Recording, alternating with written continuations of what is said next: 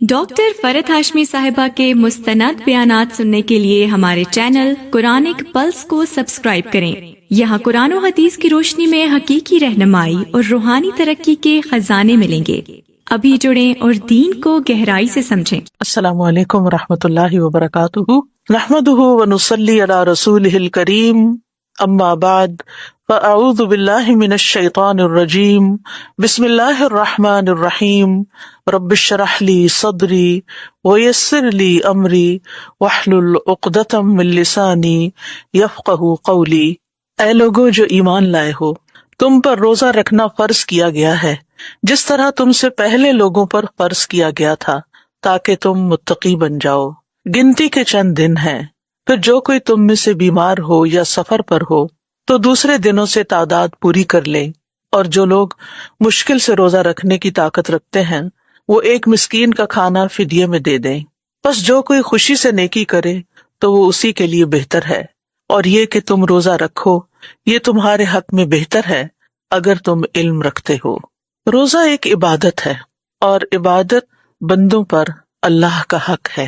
اللہ سبحانہ وتعالیٰ نے ہمیں پیدا کیا، وہی ہمارا خالق، مالک، رازق ہے، اسی کی طرف ہم نے لوٹ کر جانا ہے۔ اللہ سبحانہ وتعالیٰ نے ہمیں دنیا میں بھیجنے کے بعد جو ہماری تخلیق کا مقصد بتایا وہ ہے کہ ہم اسی کی عبادت کریں۔ وما خلقت الجن والانس الا لیعبدون، کہ میں نے جنوں اور انسانوں کو صرف اپنی عبادت کے لیے پیدا کیا ہے۔ اللہ کی عبادت کے لیے صرف چند ریچولز کو ادا کرنا کافی نہیں، بلکہ اس کے لیے محبت، خضوع یعنی عاجزی، اخلاص اور احسان ضروری ہے۔ یعنی ہماری عبادتوں کے اندر محبت بھی ہو، اللہ سبحانہ وتعالیٰ کے آگے عاجزی بھی ہو، اس میں اخلاص بھی ہو، اور وہ عبادت احسان کے درجے پر بھی ہو۔ وہ عبادت محض عبادت نہ ہو بلکہ بہت خوبصورت عمل بن جائے۔ تو حقیقی عبادت وہی ہوتی ہے جس میں انسان اللہ تعالیٰ کے حکم کے آگے جھک جاتا ہے کہ اے میرے رب، تو میرا خالق ہے، تو ہی میرا مالک ہے، تو ہی میرا رازق ہے، میں تیرا بندہ ہوں، میں تیرے حکم کے آگے جھک رہا ہوں، میں اپنی مرضی، اپنی خواہش اور اپنے دل کی چاہت کو ایک طرف چھوڑ کر تیری چاہت کے آگے جھک رہا ہوں۔ اور جب تک یہ محبت شامل نہ ہو اس وقت تک عبادت کا لطف اور عبادت کا بھرپور فائدہ انسان نہیں اٹھا سکتا۔ ہم دیکھتے ہیں کہ ہمارے دین میں عبادات کی مختلف اقسام ہیں۔ کچھ عبادات مال سے متعلق ہیں اور کچھ عبادات بدن سے متعلق ہیں۔ تو مالی عبادات اور بدنی عبادات، اور کچھ دونوں پر ہی مشتمل ہے، یعنی کچھ میں مال اور بدن کی مشقت دونوں ہی شامل ہیں۔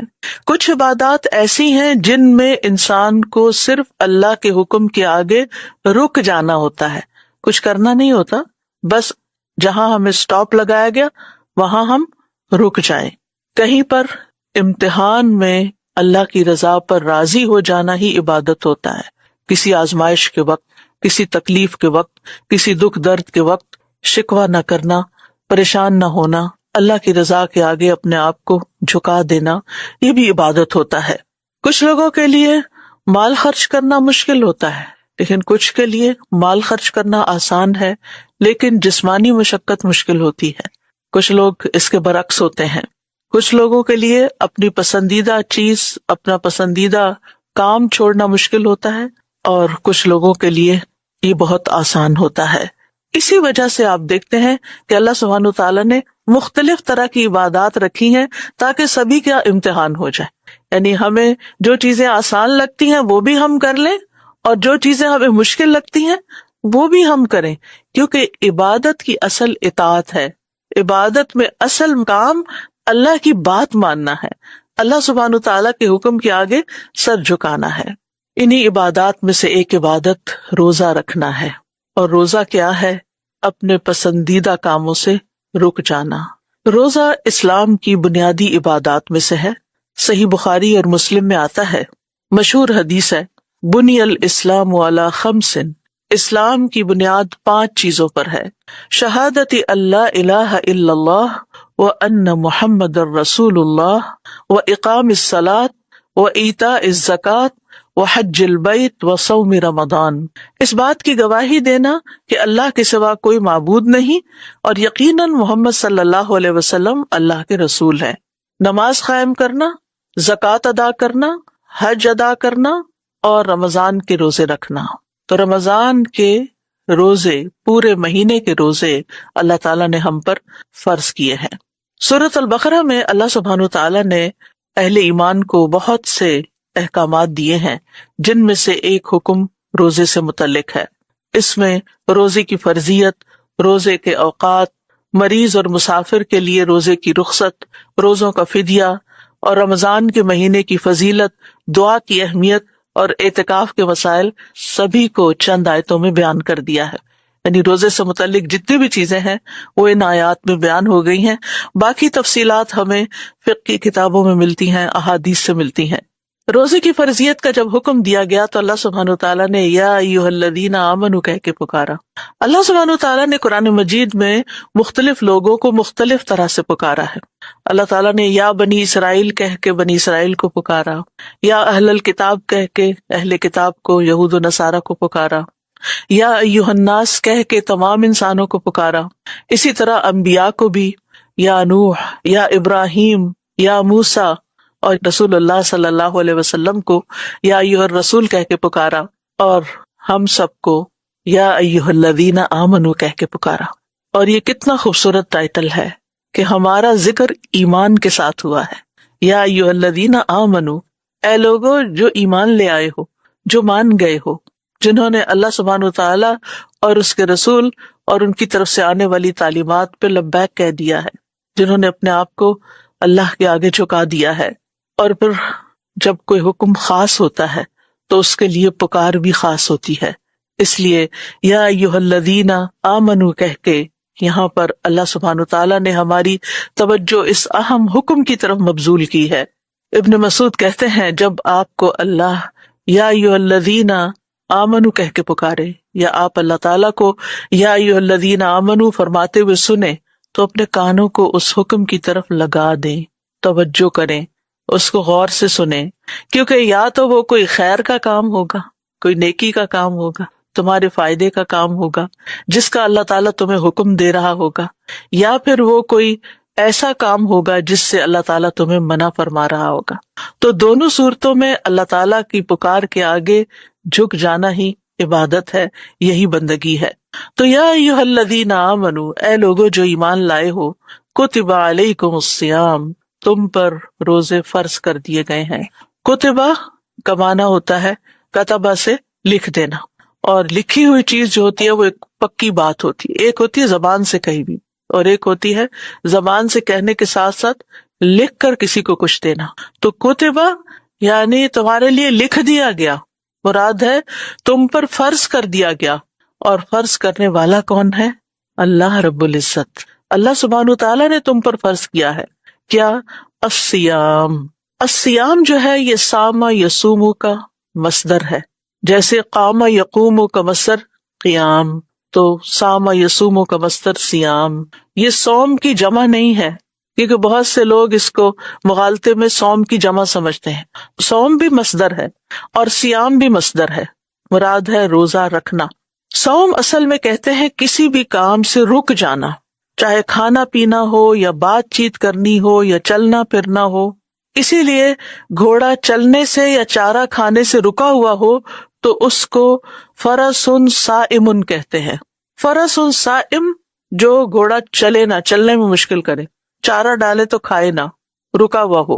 گھوڑے کے لیے لفظ صائم استعمال ہوتا ہے، اسی سے نام بھی صائمہ رکھتے ہیں۔ خیر ہم تو روزہ دار کے معنوں میں رکھتے ہیں۔ اسی طرح جب ہوا رک جاتی ہے تو اس وقت بھی اس کو صوم کہتے ہیں۔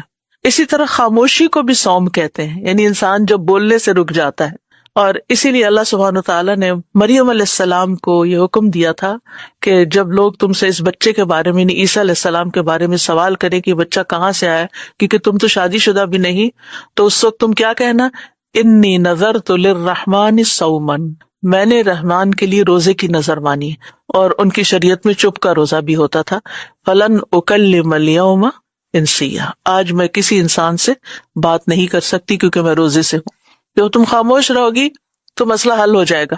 آپ دیکھیے کہ بہت سے الزامات اور بہت سے اعتراضات کا جواب خاموشی ہوتا ہے. انی نذرت للرحمن صوما، اللہ کی خاطر چپ ہوں. بعض اوقات ایسا ہوتا ہے نا کہ کوئی شخص آپ کے اوپر خواہ کی باتیں کر رہا ہوتا ہے، آپ کو برا بھلا کہہ رہا ہوتا ہے، آپ کو ستا رہا ہوتا ہے، اور آپ کو معلوم ہوتا ہے کہ اگر میں یہاں بولی تو بہت بڑا فتنہ پڑ جائے گا اور بولنے سے مسئلہ حل ہونے کی بجائے اور بگڑ جائے گا. تو پھر آپ کو کیا بہتر لگتا ہے؟ صوم. اور یہی ٹیکنیک یہاں بیان کی گئی حضرت مریم کے لیے کہ جب لوگ بہت بری بھلی باتیں کریں گے تو پھر اگر وہ اپنے آپ کو ڈیفینڈ کریں گے تو ان کی سنے گا کون؟ تو بہتر یہی ہے کہ اللہ کی خاطر خاموشی اختیار کر لی جائے، اللہ تعالیٰ خود دفاع کرے گا.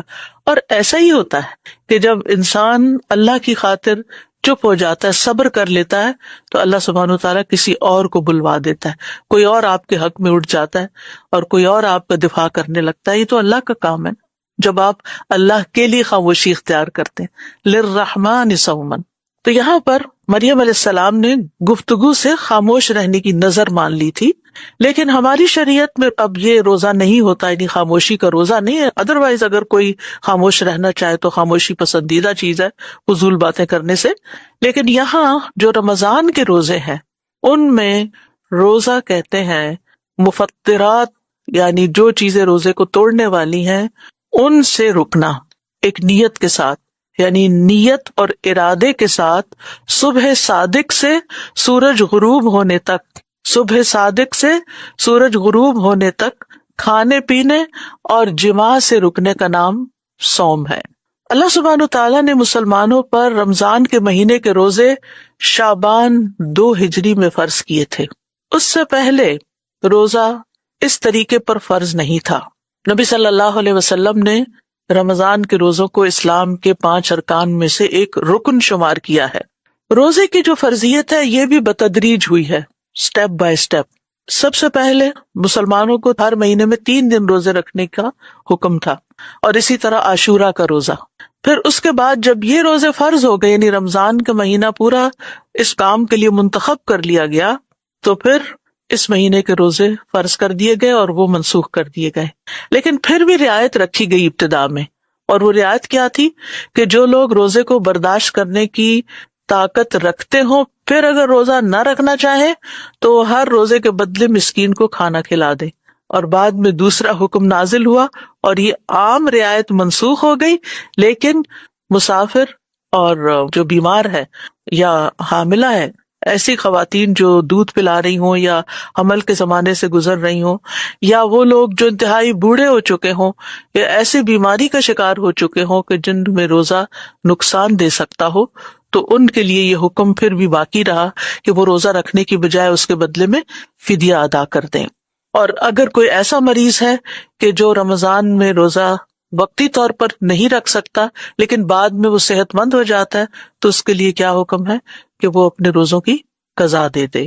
آپ دیکھیں کہ سال کے 12 مہینے ہیں، اور ان سب مہینوں میں رمضان کا مہینہ اللہ سبحانہ تعالیٰ کا محبوب مہینہ ہے، اور یہ وہ مہینہ ہے جس میں قرآن بھی نازل ہوا ہے. اس مہینے کو اللہ سبحانہ تعالیٰ نے ہماری اس عبادت کے لیے مخصوص کیا ہے کہ ہم یہ پورا مہینہ روزے رکھیں اور اللہ کا قرب حاصل کریں، اور اس کے ذریعے ہم تقویٰ حاصل کریں. جہاں تک رمضان کے روزوں کی فرضیت کا تعلق ہے تو اس آیت کے علاوہ ایک اور حدیث سے ہمیں پتہ چلتا ہے کہ ایک اعرابی پریشان حال بکھرے ہوئے بالوں کے ساتھ رسول اللہ صلی اللہ علیہ وسلم کی خدمت میں حاضر ہوا.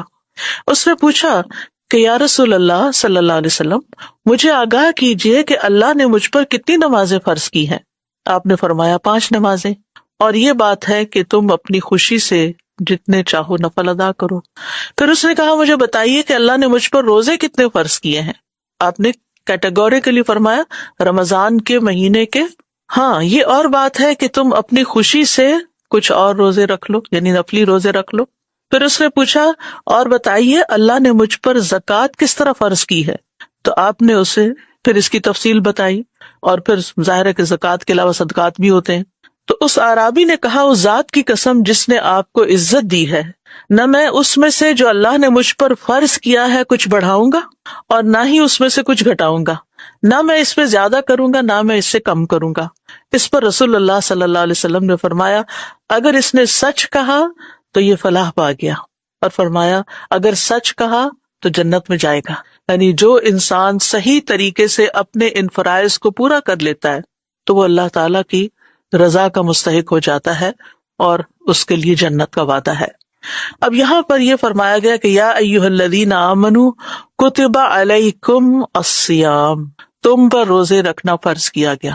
آگے فرمایا کما کتب علی الذین من قبلکم، جیسے ان لوگوں پر فرض کیا گیا تھا جو تم سے پہلے تھے۔ اس میں تخصیص نہیں کی گئی کہ کون سے لوگ، کون پہلے، کیا اہل کتاب کے لوگ یا اس سے بھی پہلے کے لوگ۔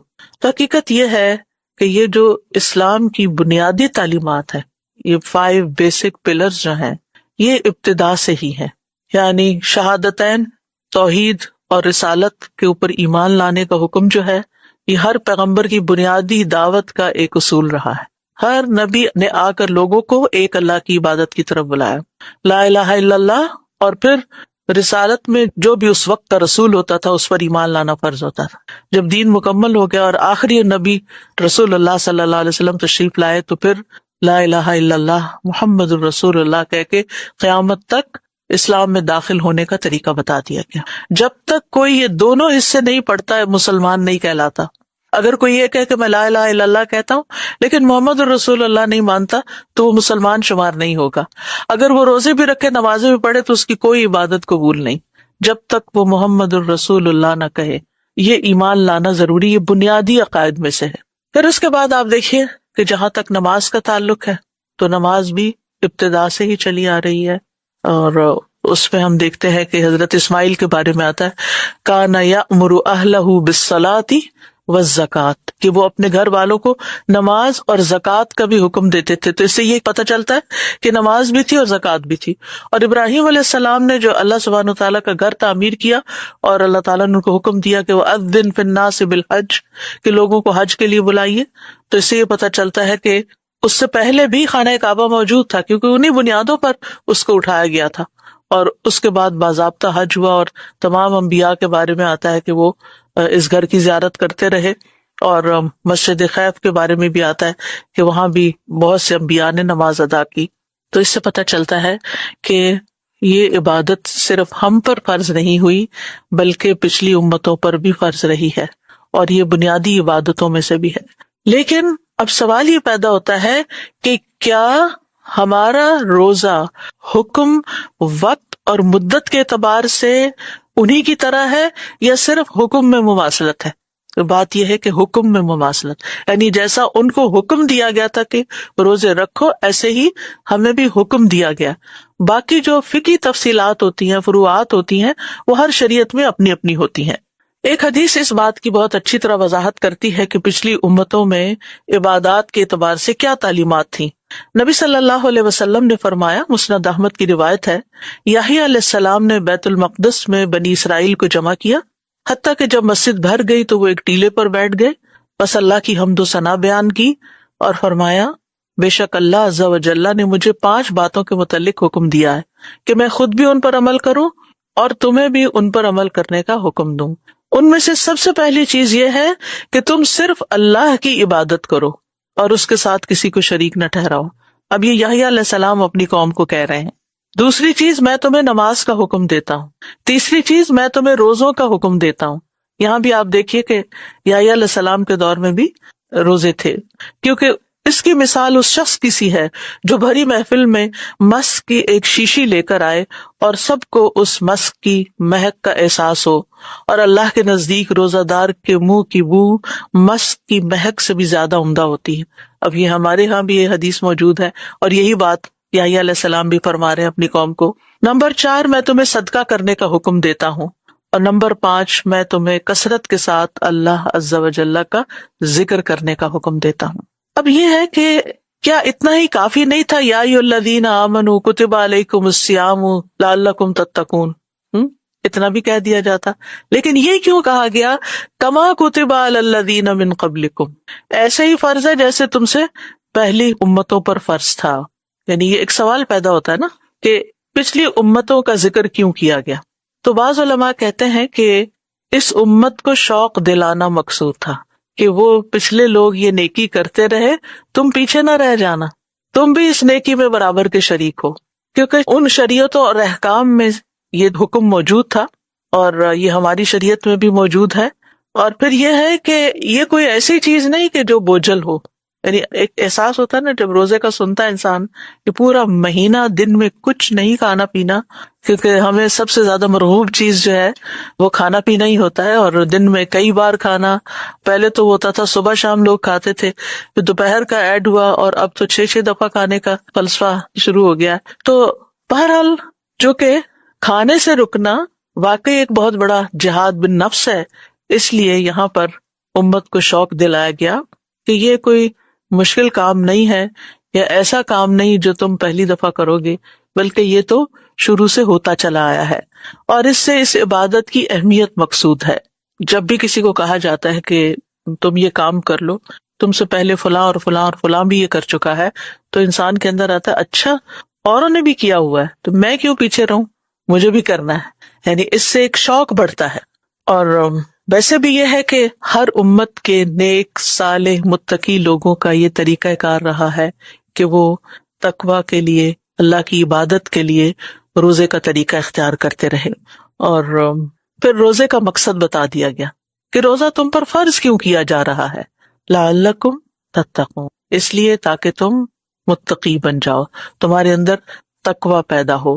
لعل جو ہے یہاں علت بیان کرنے کے لیے آیا ہے، یعنی روزے کی فرضیت اور حکمت بتائی جا رہی ہے کہ وہ ہے اللہ کا تقویٰ اختیار کرنا، تقویٰ کا حصول، اور یہی اس کی شرعی حکمت ہے کہ روزے کے نتیجے میں، یعنی روزے کا آؤٹ کم کیا ہو، یعنی جب انسان کوئی کام کرتا ہے تو پھر اس کا آؤٹ کم بھی دیکھتا ہے کہ مجھے ملے گا کیا، تو آخرت کے فائدے تو ہیں ہی، دنیا کے بھی کچھ فائدے ہیں، اور یہ کہ انسان دنیا میں تقویٰ کے ساتھ زندگی بسر کرتا ہے۔ تقویٰ کیا ہے؟ امام راغب کہتے ہیں تقویٰ یہ ہے کہ انسان نفس کی حفاظت ایسی چیز سے کرے جو گناہ میں ڈالتی ہے، اور یہ حرام چیز کو چھوڑنے کے ساتھ ہوتا ہے، اور اس کی تکمیل یعنی اس کی کمپلیشن بعض جائز اور مباح کاموں کو چھوڑنے کے ساتھ ہوتی، یعنی ایک ہوتا ہے صرف حرام چیزوں کو، مکروہ چیزوں کو چھوڑ دینا، اور ایک یہ ہے کہ ان چیزوں کو بھی اللہ کی خاطر اللہ کے حکم کے ساتھ چھوڑ دینا جو جائز ہے، مباح ہے، حلال ہے، کھانا پینا حلال ہے، شوہر بیوی کا تعلق حلال ہے، لیکن جس پیریڈ آف ٹائم میں اللہ تعالیٰ نے منع کیا اس سے رک جانا، اس لیے کہ اللہ کی رضا حاصل ہو، یہی تقویٰ ہے۔ فیروز آبادی کہتے ہیں تقویٰ سے مراد ہر اس چیز سے پرہیز کرنا ہے جس میں نقصان ہو، اور وہ ہے نافرمانی اور فضول کام۔ ایک قول یہ بھی ہے کہ تقویٰ سے مراد نفس کی لذتوں کو ترک کر دینا ہے، یعنی نفس جن چیزوں سے لذت پاتا ہے، اور یہی دو چیزیں انسان کو لذت دیتی ہیں، تو ان چیزوں کو چھوڑ دینا، اور خواہشات کی مخالفت کرنا۔ چائے پینے کو دل چاہ رہا ہے نہیں چائے نہیں پی سکتے، پانی پینے کے دل چاہ رہے پانی نہیں پی سکتے، کوئی میٹھی چیز کھانے کے دل چاہ نہیں وہ بھی نہیں کھا سکتے، کچھ بھی نہیں کھا سکتے، نو نو نو، تو یہ کیا ہے؟ نفس کی یا خواہش کی مخالفت ہو رہی ہے۔ اور انسان جتنا بھی مضبوط ہو بہت دفعہ غلطی کرتا ہے نفس کی پھسلن کی وجہ سے، نفس کی کمزوری کی وجہ سے۔ تو جب آپ نفس کی مسلسل مخالفت کرتے ہیں تو آپ اسٹرانگ ہو جاتے ہیں، نفس کے مقابلے میں آپ کے اندر ہمت آ جاتی ہے، آپ پھر نفس کی بہت سی ایسی خواہشات کو بھی کنٹرول کر جاتے ہیں جو عام طور پر آپ نہیں کر سکتے، یعنی آپ کے مسلز بلڈ ہو جاتے ہیں آسان زبان میں، یعنی آپ اس سے اتنی مشقت کا کام لیتے ہیں، اتنا اس کو توڑتے ہیں، اتنا اس کی مخالفت کرتے ہیں کہ پھر وہ کمزور پڑ جاتا ہے، اور بہت سی ایسی چیزیں جو عام طور پر آپ نہیں کر سکتے پھر آپ آسانی سے کر گزرتے ہیں۔ تو روزے کا مقصد کیا ہے؟ گناہوں سے بچنے کی عادت ڈالنا۔ اللہ کے حکم سے اگر کھانے پینے سے ہم بچ گئے تو پھر ہمارے لیے آسان ہے کہ ہم گناہوں سے بھی بچیں۔ لعلکم تتقون، یعنی اللہ تعالیٰ نے روزہ اس لیے فرض نہیں کیا کہ وہ ہمیں کسی مشقت میں ڈالے یا ہم سے کوئی بدلہ لے کسی چیز کا، نہیں، بلکہ ہمیں اپنے آپ پر ضبط اور کنٹرول اور ایک ڈسپلن پیدا کرنے کے لیے اور اس کی عادت ڈالنے کے لیے ہے۔ اور پھر آپ دیکھیے کہ انسان جب دنیا میں نفس پہ کنٹرول کر لیتا ہے، گناہوں سے بچ جاتا ہے، تو اس کے نتیجے میں اس کو جو ریوارڈ ملتا ہے وہ ہے آخرت کے عذاب سے بچنا، کیونکہ روزہ ایک ڈھال ہے، جہنم سے، آگ سے ایک ڈھال ہے، دنیا میں گناہوں سے بچانے کا ذریعہ ہے اور آخرت میں آگ سے بچانے کا ذریعہ ہے۔ تو یہاں کا بچاؤ وہاں آگ سے بچنے کے کام آئے گا۔ پھر اسی طرح اس کے سائیڈ بینیفٹس کیا ہیں کہ انسان کو کچھ بیماریوں سے نجات مل جاتی ہے، اس کا جسم ڈیٹاکس ہو جاتا ہے، کچھ بچاؤ کے علاوہ تحفظ بھی ہو جاتا ہے، امیونٹی بوسٹ کرتی ہے، جو بعض اوقات ایسے کھانے سے یا بے وقت کھانے سے یا غلط چیزیں کھانے سے انسان کے اندر طرح طرح کی بیماریاں جنم لیتی ہیں۔ اسی طرح انسان بد اخلاقیوں سے بچتا ہے، کیونکہ انسان سوچتا ہے کہ میں تو روزے سے ہوں، میں تو ایسی بات نہیں کر سکتا، میں یہ لڑائی جھگڑا نہیں کر سکتا۔ رسول اللہ صلی اللہ علیہ وسلم نے فرمایا، روزہ گناہوں کی ایک ڈھال ہے، اگر کوئی روزے سے ہو تو اسے فحش گوئی نہیں کرنی چاہیے۔ ایسا شخص نہ شور مچائے، یعنی کہ نہ کوئی فضول بات کرے، فحش کلامی نہ کرے، بے حیائی کی بات نہ کرے، اور چیخے چلائے بھی نہیں۔ یہ ہم خواتین کے لیے خاص طور پر قابل ذکر بات ہے یا نوٹ کرنے کے قابل ہے، کیونکہ بعض اوقات روزے کی حالت میں کمزوری ہوتی ہے یا کام زیادہ ہو جاتا ہے یا نیند کم ہوتی ہے تو انسان کے اندر چڑچڑا پن آتا ہے۔ اگر بچے تنگ کریں یا میاں کوئی ایسی فرمائش کر دے جو پوری کرنا مشکل ہو تو انسان ایک دم بسٹ ہو جاتا ہے یا اونچی آواز میں جواب دینے لگتا ہے۔ تو ایسی صورت میں روزہ جو ہے وہ انسان کو ان چیزوں میں بھی، ان عادتوں میں بھی اس کو کام ڈاؤن کر دیتا ہے کہ ایسا نہیں کرنا، شور نہیں کرنا۔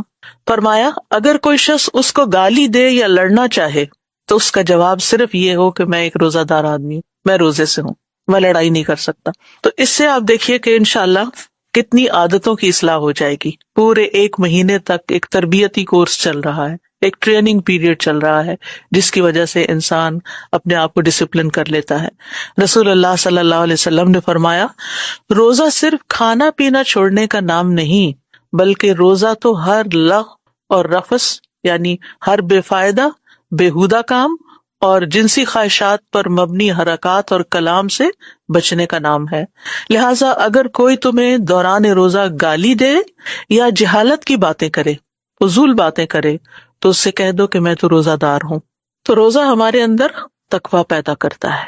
تقویٰ کے بے شمار فائدے ہیں۔ اگر آپ قرآن مجید کھولیں تو آپ حیران ہوں گے کہ شاید سب سے زیادہ جس صفت کا مومنوں کے لیے ذکر آتا ہے وہ تقویٰ ہی ہے، چاہے وہ عبادات ہوں، چاہے وہ دیگر احکامات ہوں، معاملات ہوں، ہر چیز کے اندر، چاہے وہ نکاح کی بات ہو، چاہے مالی لین دین ہو، چاہے قصاص کی بات ہو، چاہے ہدایت کی بات ہو۔ ذالک الکتاب لا ریب فیہ ھدی للمتقین، ہر جگہ پر تقویٰ چاہیے۔ تو یہ تقویٰ جو ہے ایک بنیادی خصوصیت ہے جو ہم میں سے ہر ایک کی ضرورت ہے، اور رمضان کے روزے اس میں ہمیں مدد دیتے ہیں، کیونکہ روزہ دار جو ہے وہ اللہ کی خاطر حلال اور من پسند چیزوں کو چھوڑ دیتا ہے جنہیں وقتی طور پر اللہ نے اس کے لیے حرام کیا ہے۔ وہ حلال لیکن وقتی طور پر حرام ہے، ایک قطرہ بھی اندر نہیں لے جا سکتے، اور ایسی چیزوں سے روکا ہے جن کی طرف نفس کا میلان ہوتا ہے۔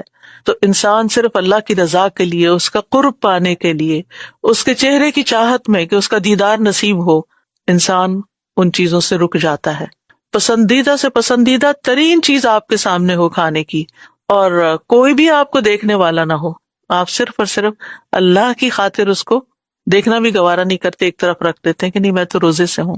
افطار کے محدود وقت میں آپ کو اگر کچھ چیز کھانے کا موقع نہیں ملا تو وہ آپ نے دیکھا ہوگا کہ استعمال سے ہی رہ جاتی ہے کہ اوہ مجھے تو بھول گیا کھانا۔ اسی طرح یہ کہ روزے کی حالت میں ہر وقت اللہ کی نگرانی کا جو احساس رہتا ہے یہ بہت فائدہ دیتا ہے، اور پھر یہ صرف رمضان میں نہیں بعد میں بھی کام آتا ہے۔ روزے کی حالت میں گناہ بھی کم ہوتے ہیں، تو جب گناہ کم ہوتے ہیں اور اللہ کی نگرانی کا احساس ہوتا ہے اور اللہ کی خاطر انسان اپنی پسندیدہ چیزوں کو چھوڑتا ہے اور نیکیوں کا غلبہ ہوتا ہے تو انسان کی شہوت ٹوٹ جاتی ہے، تو لازماً انسان کے اندر تقویٰ پیدا ہونے لگتا ہے۔ شیطان انسان کے اندر اس طرح گردش کرتا ہے جیسے خون ہمارے جسم میں دوڑتا ہے، تو روزے کے ذریعے جو ہمارے خون کی سرکولیشن ہے وہ کمزوری کی وجہ سے ویک ہو جاتی ہے، لہٰذا شیطان کو ویسے بھی بند کر دیا جاتا ہے اور اس کے گزرگاہیں جو ہیں وہ بھی تنگ ہو جاتی ہیں، تو ہم پر اس کا زور یا وار کم ہو جاتا ہے۔ یعنی اسے باندھ دیا جاتا ہے، کنٹرول کر دیا جاتا ہے، لہٰذا ہمیں نیکیاں زیادہ کرنے کا موقع مل جاتا ہے، ہماری کیپیسٹی بلڈنگ ہو جاتی ہے، زیادہ خیر کا کام کرنے کی ہمت بڑھ جاتی ہے۔ ہاں، نفس ہمارے ساتھ ہی لگا رہے۔ کچھ لوگوں کا سوال ہوتا ہے کہ اگر شیطان کو قید کر دیا گیا ہے تو پھر بھی انسان غلط کام کیوں کر جاتا ہے؟ تو بات یہ کہ ایک دشمن قید ہوا ہے، دوسرا تو ساتھ ہی لگا ہوا ہے، اور وہ دوسرا ہمارا نفس ہے کہ جو ہمارے ساتھ ہوتا ہے، اور اس کے تقاضے کے تحت ہم کچھ نہ کچھ بول دیتے ہیں، کچھ نہ کچھ ایسی چیز کر دیتے ہیں جس پہ بعد میں نادم ہوتے ہیں۔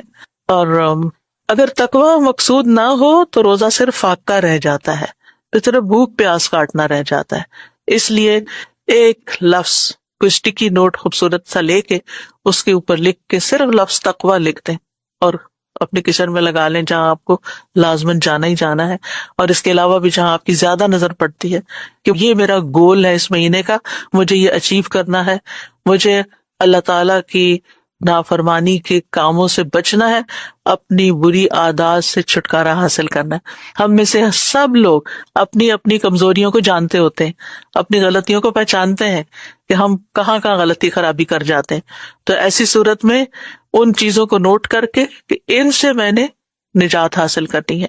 اور نبی صلی اللہ علیہ وسلم نے بھی فرمایا، بعض روزے دار کو روزے سے بھوک کے سوا کچھ نہیں ملتا، اور بعض قیام کرنے والوں کو قیام سے بیداری کے سوا کچھ نہیں ملتا، کہ وہ صرف جاگتے ہیں اور کھڑے رہتے ہیں لیکن ان کے مزاج میں کوئی تبدیلی نہیں آتی۔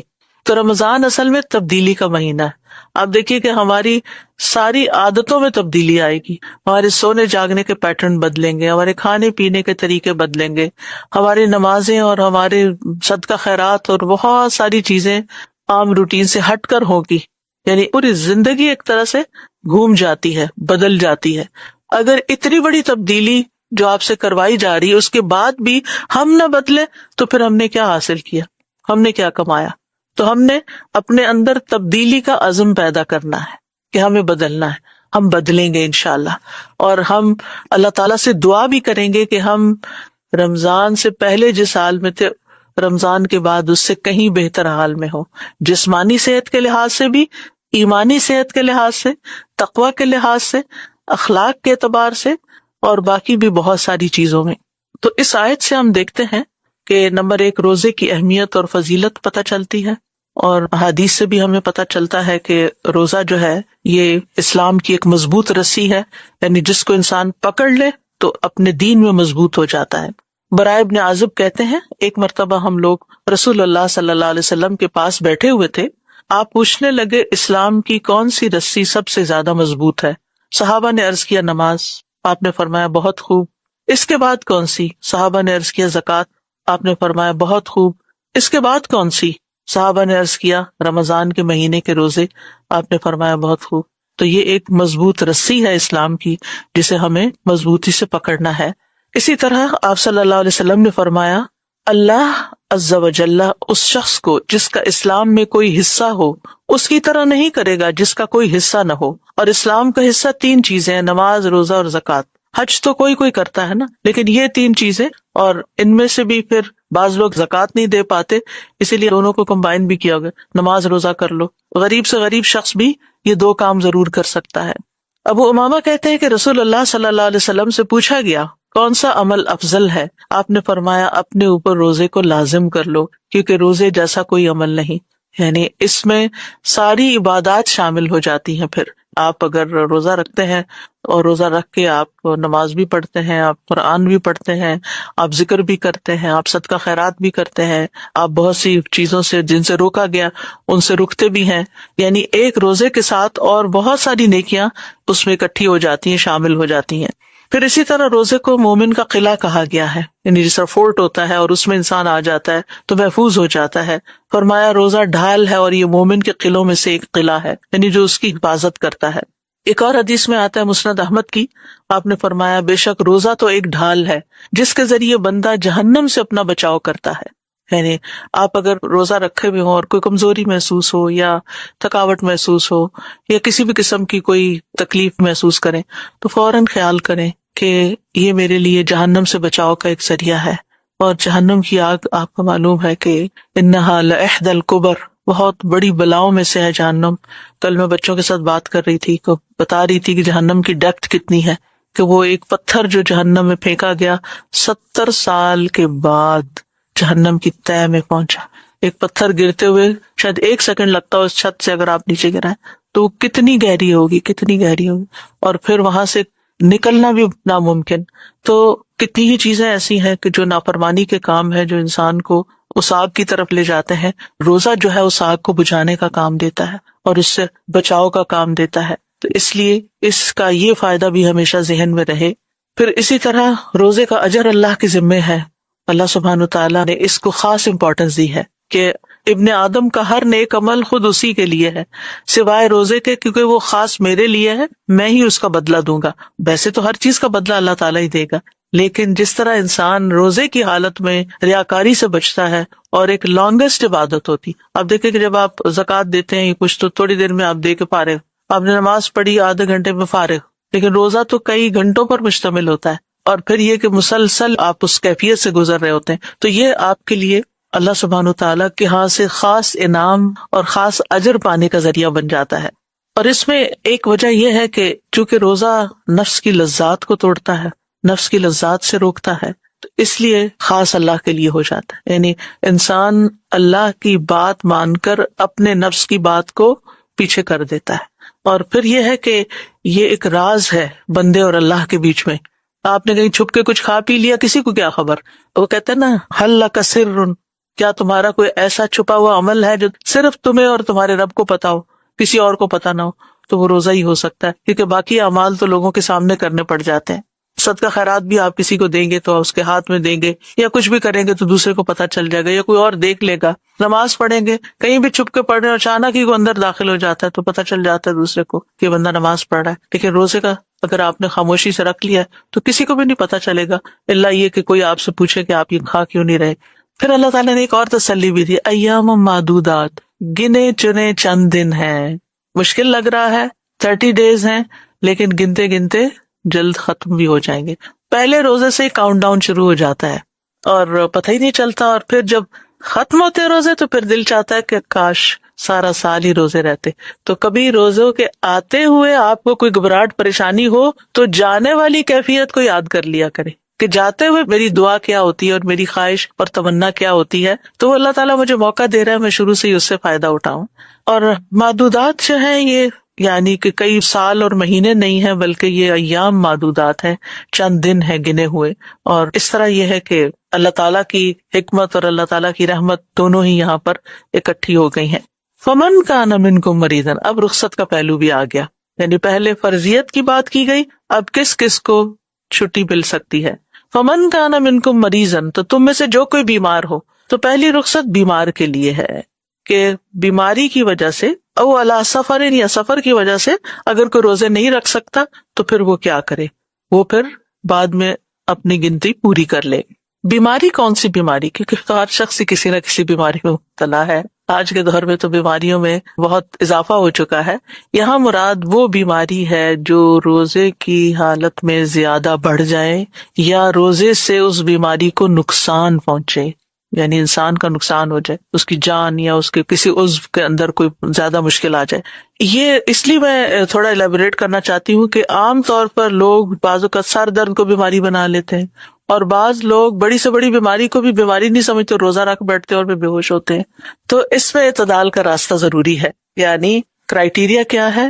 ایسی بیماری جس کی وجہ سے روزہ رکھنا مشکل ہو، روزہ رکھنا نقصان دہ ہو، یا روزہ رکھنے سے بیماری سے نکلنا مشکل ہو جائے، یعنی ڈیلے ہو جائے، شفا یاب نہ ہو سکے آپ، یا روزہ رکھنے کی وجہ سے ڈاکٹر آپ کا علاج نہ کر سکے. یعنی کچھ علاج ایسے ہوتے ہیں، مثلا دانت میں درد ہے اور آپ کو تکلیف بہت زیادہ ہے.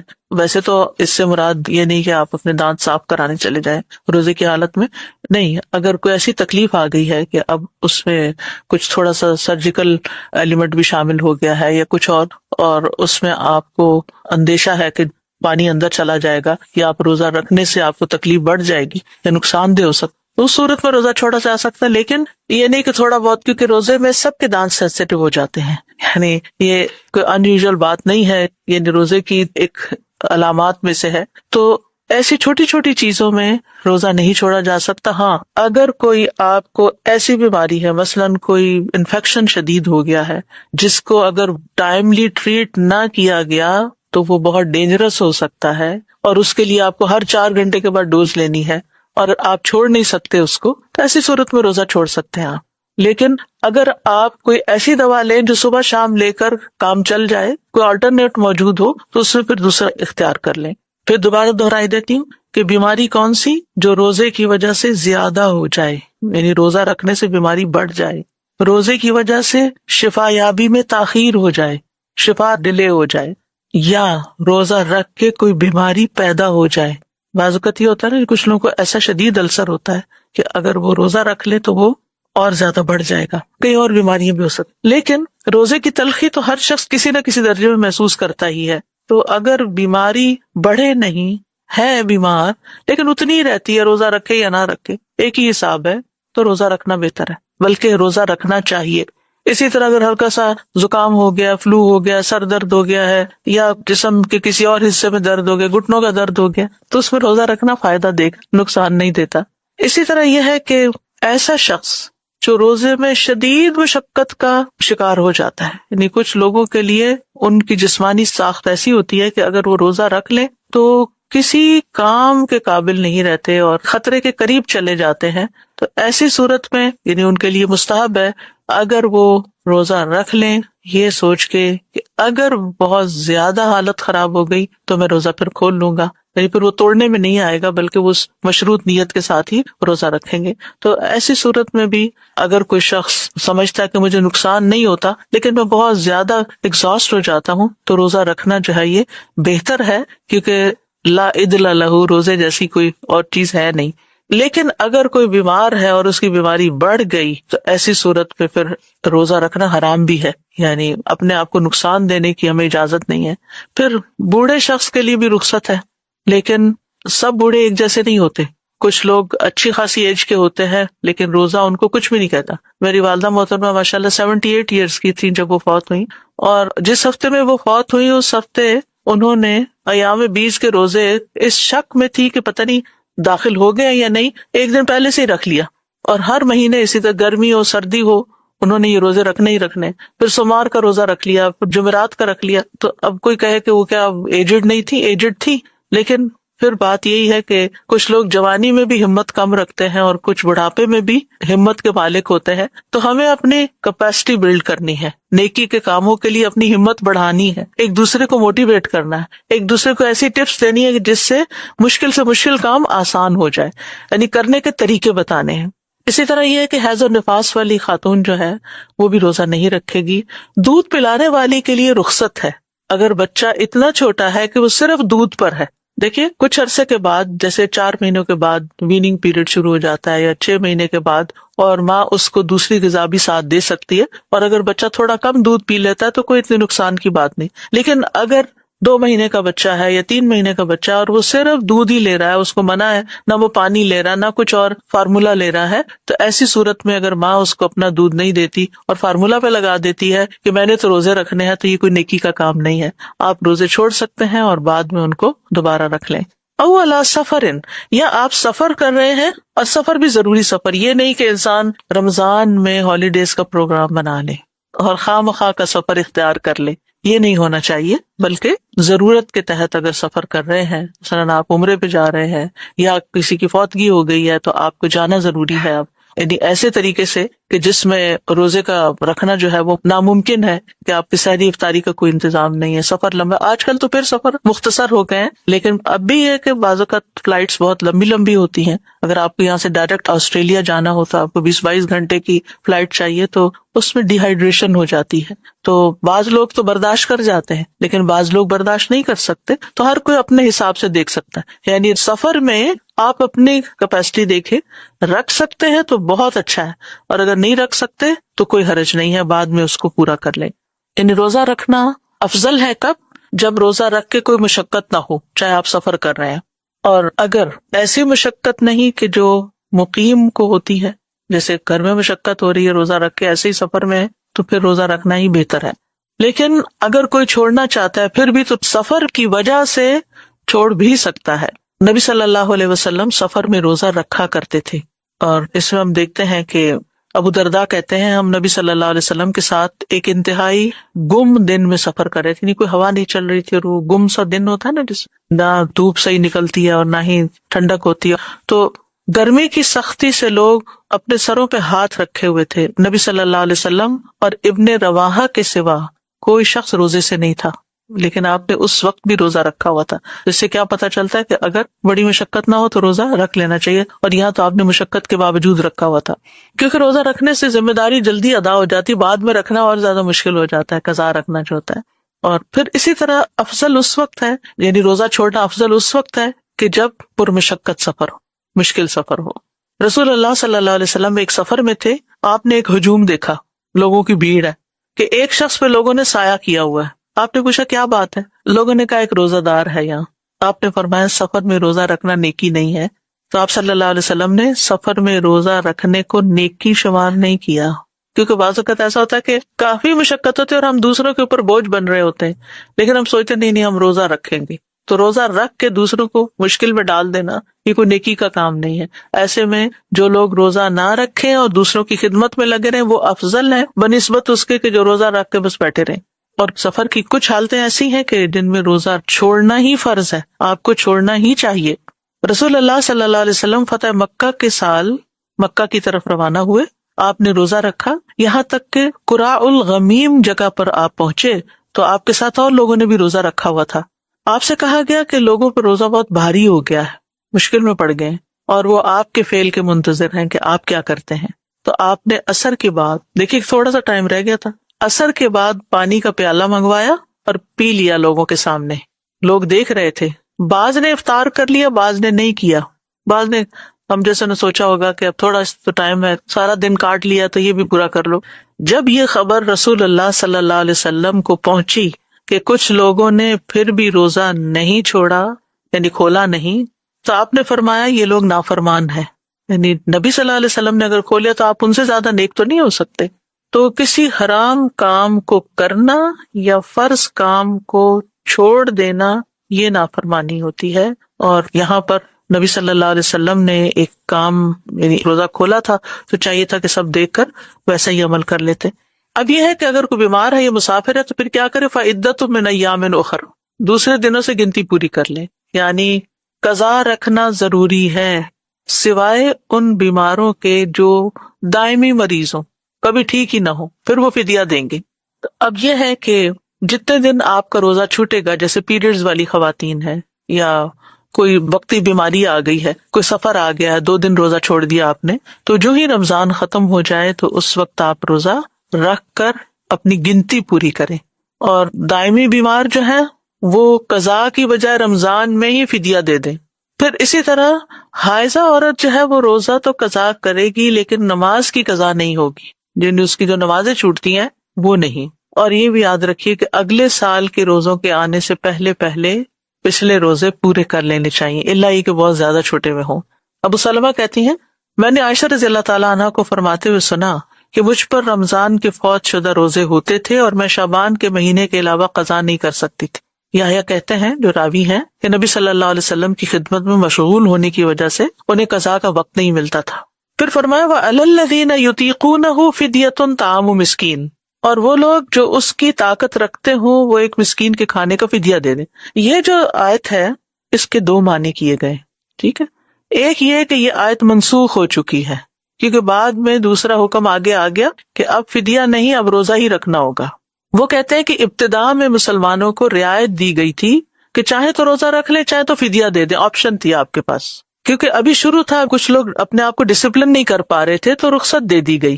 لیکن بعد میں جو اگلی آیت میں آتا فمن شہد منکم الشہر فلیصمہ، کہ جو تم میں سے یہ مہینہ پائے اسے چاہیے کہ لازمی روزہ رکھے۔ تو اب یہ رخصت ختم ہو گئی فدیہ دینے والی، اور اکثر علماء نے یہی تفسیر کی ہے۔ سلمہ بن اکوع کہتے ہیں جب یہ آیت نازل ہوئی وَعَلَى الَّذِينَ يُطِيقُونَهُ، اور جو لوگ روزہ رکھنے کی طاقت رکھتے ہوں وہ روزے کے بدلے میں ایک مسکین کو کھانا کھلا دیں، جس آدمی کا روزہ چھوڑنے کا ارادہ ہوتا وہ فدیہ دے دیتا، یہاں تک کہ اس کے بعد والی آیت نازل ہوئی جس نے اس حکم کو منسوخ کر دیا۔ تو یہ ایک صحابی کا قول ہے، ٹھیک ہے۔ دوسرا معنی وَعَلَى الَّذِينَ يُطِيقُونَهُ، جو لوگ روزہ رکھنے کی طاقت نہ رکھتے ہوں. اب یہ نہ کدھر ہے؟ یہ باب افعال ہے، تھوڑا سا گرامٹیکل ہے اس میں. باب افعال ہے، اور باب افعال میں جو حمزہ ہوتا ہے وہ سلب کے لیے بھی آتا ہے. اطاق یطیق، باب افعال میں الف کا اضافہ ویسے تو تھا طاق یطیق، ٹھیک. تو یہ ہے اطاق یطیق. تو اطاق کا مطلب کیا ہے؟ جو روزہ نہ رکھ سکتا ہو. یعنی عربی زبان میں جب بیسک یا بنیادی حروف کے اندر کوئی حرف ایڈ ہو جاتا ہے تو معنی میں بھی تھوڑا فرق پڑ جاتا ہے. روٹ وہی ہوتا ہے لیکن حروف کی کمی بیشی سے معنی کے اندر بھی کمی بیشی ہو جاتی ہے. تو یطیقونہ کا مطلب کیا ہے کہ جو لوگ روزہ نہیں رکھ سکتے ان پہ روزہ رکھنا بھاری ہے، یعنی روزہ رکھنے میں ان کو تکلیف ہوتی ہے. اور اس سے مراد کون ہے؟ عمر رسیدہ مرد عورت، یعنی بہت بوڑھے، انتہائی بوڑھے جو طاقت ہی نہیں رکھتے، یا دائمی مریض کہ جو ٹھیک ہو ہی نہیں سکتے. تو ایسی صورت میں وہ ہر دن کے عوض ایک مسکین کو کھانا کھلائیں، یعنی ان پر روزانہ ایک مسکین کو کھانا کھلانا ہے ایک وقت کا. اگر 2 وقت کا کھلائیں تو بہت اچھا، سحری بھی کروا دیں، افطاری بھی کرا دیں. لیکن اگر 2 نہیں کر سکتے تو ایک وقت کا کھانا جیسا وہ خود کھاتے ہیں اسی طرح کا کھانا وہ دے دیں. پھر اسی طرح اس کا یہ مطلب نہیں کہ پورے مہینے کے بدلے ایک وقت کا کھانا دیں، اس کا مطلب ہے کہ ہر روزے کے بدلے ایک کھانا دینا ہوگا. اور یہاں پر بتا دیا گیا کہ فدیہ دینا کس کو ہے. فدیہ تو طعام مسکین، مسکین کو دینا ہے. مسکین وہ ہوتا ہے جس کی بنیادی ضروریات پوری نہ ہوتی ہوں، جس کے پاس اتنا مال نہیں کہ وہ اس کی 1 سال کی ضروریات پوری کر دے. اس کو قرضہ لینا پڑتا ہے، اس کو کوئی مشکل پڑ جاتی ہے، فاقہ آ جاتا ہے. ایک شخص تھا، سال کے شروع میں مسکین نہیں تھا، بیچ میں بیماری آئی، اس کا اتنا خرچ ہو گیا کہ اب وہ محتاجوں کی صف میں شامل ہو گیا تو مسکین ہو گیا. تو بنیادی ضروریات کیا ہے؟ کھانا پینا، لباس، چھت، ٹھیک ہے، یہ بنیادی ضروریات میں سے. ہوم لیس لوگ مسکین ہے. اسی طرح جن کے پاس کھانے کو نہیں وہ مسکین ہے، اور جن کے پاس کپڑے پراپر نہیں ہے وہ مسکین ہے. یعنی مسکین جو ہے وہ ضرورت مند کو کہتے ہیں. ہاں، فقیر اور مسکین میں تھوڑا سا فرق ہے، یہ یاد رکھیے. فقیر وہ ہے جس کے پاس کچھ بھی نہیں ہے، خالی ہاتھ ہے. جیسے وہ بخاری کے ایک حدیث میں آتا ہے نا، ایک شخص نے کہا کہ میرا نکاح پھر اس عورت سے کر دیجیے جو عورت اپنے آپ کو ہبہ کرنے کے لیے آئی تھی، تو آپ نے نہیں کرنا چاہیے اس سے شادی. تو ایک اور آدمی تھا وہاں مجلس میں، اس نے کہا میری شادی کر. آپ نے فرمایا تمہارے پاس مہر میں دینے کے لیے کیا؟ اس نے کہا کچھ بھی نہیں. آپ نے فرمایا کوئی لوہے کی انگوٹھی کا؟ وہ بھی نہیں ہے. اس نے کہا ایک کپڑا ہے میرے پاس. ان کا کہ کپڑے کا کیا کرو گے؟ یہ تم اوڑو گے یا اس کو دو گے؟ یہ تو مہر نہیں ہو سکتا. تو اس زمانے میں اور آج بھی آپ دیکھیں مختلف جگہوں پر ایسے لوگ موجود ہوتے ہیں جو اپنی بنیادی ضروریات پوری نہیں کر سکتے. پھر آپ دیکھیے کہ کچھ لوگ کچھ عرصہ پہلے، کووڈ سے پہلے تک اپنا گزارا کر لیتے تھے، لیکن مہنگائی کی شدت نے جو پوری دنیا کو اپنی لپیٹ میں لیا ہے، اس کی وجہ سے بیک ہوم بھی، یہاں بھی ایسے لوگ یعنی مشکل میں آ گئے ہیں کہ وہ اپنی بنیادی گروسری بھی نہیں کر سکتے. تو اگر آپ ان کو جانتے ہو تو اگر آپ نے پورے مہینے روزے نہیں رکھنے تو رمضان کے شروع میں ہی آپ روزانہ کا حساب کر کے ان کو یا راشن دے دیں اور یا اس کے بدلے میں یعنی پیسے بھی دے سکتے ہیں تاکہ وہ اپنا کھانے پینے کا انتظام کر لیں. اور پھر یہ کھانا معروف کے مطابق ہو، جو ایک ایوریج درجے کا آپ اپنے لیے کھاتے پکاتے ہیں. یعنی دوپہر کا کھانا جیسے ہوتا ہے یا رات کا کھانا جو ہوتا ہے، یعنی اس کو باقاعدہ کھانا کہتے ہیں. انس بن مالک رضی اللہ تعالیٰ عنہ جن کی عمر 100 سال سے زیادہ ہو گئی تھی، وہ جو بہت عمر رسیدہ ہو گئے تو وہ اپنے روزے کے بدلے میں سالن روٹی کھلا دیا کرتے تھے کسی مسکین کو. اب ان کا سیٹ اپ اس طرح کا تھا کہ یعنی آبادیاں کم تھی، لوگ سب کو جانتے ہوتے تھے کون مسکین ہے، کون امیر ہے، کون غریب ہے، کون کیسا ہے. اس وقت مساکین کو بازو کا تلاش کرنا یا ان تک چیز پہنچانا بھی ایک مسئلہ ہو گیا. تو ایسی صورت میں انسان کو پھر ذرا تحقیق کرنے کی ضرورت ہے. فمن تطوع خیرا فہو خیر لہ، تو جو خوشی سے کوئی نیکی کرے تو وہ اس کے لیے زیادہ بہتر ہے. اللہ تعالیٰ اپنے بندوں کو ترغیب دے رہا ہے کہ نیکی کے اعمال کو زیادہ سے زیادہ کریں، یعنی کسی کے جبر اور زبردستی کے بغیر خوشی سے کام کریں. یعنی کوئی آپ کو مجبور کرنے والا نہ ہو، آپ اپنے دل کی خوشی سے نیکی کریں. یعنی ایک تو اسی آیت کے پچھلے حصے کے ساتھ تعلق ہے کہ ایک سے زیادہ مسکینوں کو کھلا دیں، اور دوسرا یہ ہے کہ روزہ بھی رکھیں بعد میں اور ابھی اگر آپ کو چھوڑنے پڑ رہے ہیں تو ساتھ ساتھ مسکین کو کھانا بھی کھلا دیں، کہ نہیں پتا زندگی کا پتہ نہیں کیا ہوتا ہے، تو ابھی ساتھ ہی یعنی سرجری کی ڈیٹ مل گئی آپ کو رمضان میں، اب آپ کو روزہ چھوڑنا پڑ رہا ہے اور آپ کو یہ بھی خوف خطرہ ہوتا ہی ہے سب کو، تو ویسے تو ہر انسان کو ہر وقت ہی تیار رہنا چاہیے، زندگی کا نہیں پتا، تو انسان کو یہ ہوتا ہے کہ چلے فدیہ بھی ساتھ ہی دے دوں۔ وَأَن تَصُومُوا خَيْرٌ لَكُمْ، اور یہ کہ تم روزے رکھو تمہارے حق میں بہتر ہے، ان کنتم تعلمون، اگر تم علم رکھتے ہو، اگر تم جانتے ہو، یعنی فرض روزہ رکھو یا نفلی روزے رکھو سال میں، روزہ رکھنا تمہارے حق میں بہتر ہے اگر تمہیں علم، تو علم والے جو ہیں وہ روزوں کی آمد سے خوش ہوتے ہیں کہ ہمیں نیکی کمانے کا موقع مل رہا ہے۔ تو روزہ جو ہے اللہ تعالیٰ کی نعمتوں کے شکر کا ذریعہ ہے، کہ جب نعمت سے ہم اپنا ہاتھ روکتے ہیں تو نعمتوں کی قدر بھی آتی ہے، اپنے نفس کو قابو میں رکھنے کا ذریعہ ہے، اپنی خواہشات اور لذات کو کنٹرول کرنے کا ذریعہ ہے۔ روزے سے شیطان کی طاقت کمزور ہوتی ہے، روزے سے جسمانی صحت اچھی ہوتی ہے، روزے سے فقراء اور مساکین کی بھوک کا احساس ہوتا ہے، روزہ شیطان کی ڈالی ہوئی گندگی اور کینہ اور بغض اس کو دور کرنے کا ذریعہ ہے۔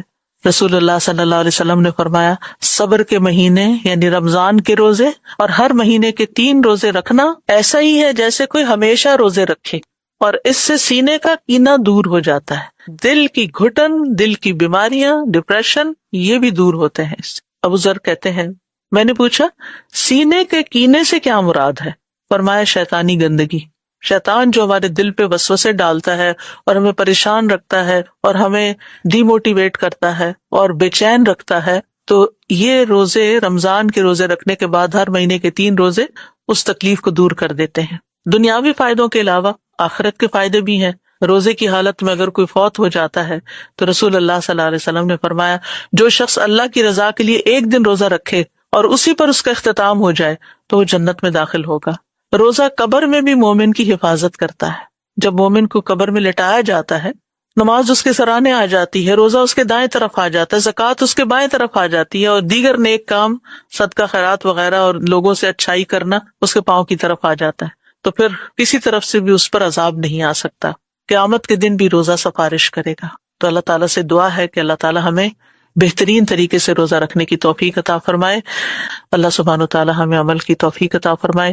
میں جانتی ہوں کہ ان میں سے بہت سی باتیں آپ کو پہلے سے معلوم ہوں گی، لیکن مقصد یہ ہے کہ معلوم ہونے کے باوجود بھی معلومات حافظے میں وہ دھندلا جاتی ہیں، تو ہمیں شیشے بھی چمکانے پڑتے ہیں، تو اپنے دل کے آئینے کو بھی چمکانے کے لیے علم کی بارش سے اس کو دھونا بڑا ضروری ہوتا ہے۔ تو انشاءاللہ مجھے امید ہے کہ یہ رمضان آپ کے لیے بہت اچھا گزرے گا اور بہت اچھے طریقے سے آپ بہت خوشی کے ساتھ اور بہت نیت کی، بہت استحضار عربی میں کہتے ہیں، اردو میں کیا کہیں گے اس کو، یعنی اپنی نیت کو رینیو کرتے ہوئے اور اخلاص کے ساتھ اور تازہ کرتے ہوئے اور جذبے کے ساتھ اور محبت کے ساتھ اور شوق کے ساتھ اور اللہ کا حکم سمجھ کر اور تقویٰ کے حصول کے لیے انشاءاللہ آپ روزے رکھیں گے۔ اللہ سبحانہ تعالیٰ اس کو قبول فرمائے۔